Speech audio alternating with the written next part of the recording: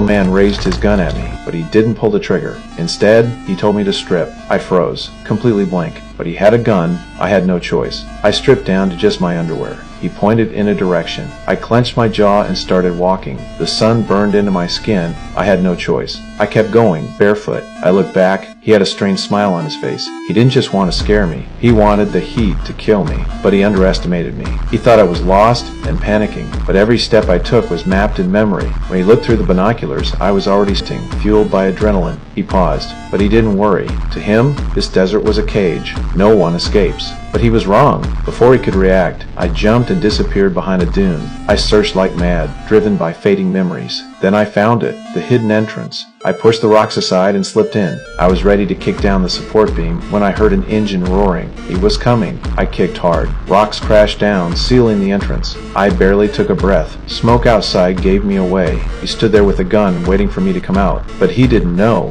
This place was my grandpa's old hideout. I found a canteen. It was empty, but I found an old pair of shoes. My feet were torn up. I forced them on. Then I saw marks on the wall, a supply map Grandpa made when he was a guide. I almost cried. I touched the photo behind the map. Grandpa's smile made my eyes well up. I heard movement outside. I stuffed the map in my waistband, then hid inside a crack in the wall. The old man stepped inside. He crept forward. I didn't move an inch. He had heard the sound of the trapdoor closing, but pretended not to. He called my name, then lit a fuse, and tossed it into the hole. I burst out, stomping at the sparks, but the fire only spread. No time to think. I ran for my life. As I made it out, an explosion ripped the sky apart. Grandpa's hideout was gone. I hit the ground, torn and bleeding, but alive. He saw me breathing and smiled. No gunshots, just another cruel command. Take off the shoes. Keep walking. He watched like it was some sick game. When he left, I pulled out the map. I followed the next mark and found a cave. Just 2 old couches. I tore the cushions apart, wrapped the foam around my feet.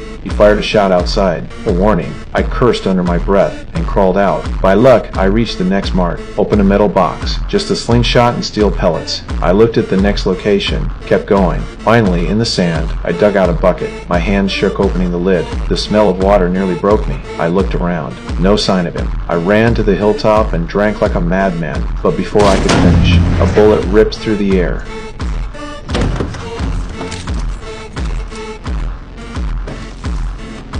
The last drop spilled. I felt myself dry up inside. I said nothing. I carried what was left of my hope back into the burning desert. Every step felt like knives. I couldn't go on. I collapsed. Didn't move. He raised the sniper rifle and slowly took aim at me.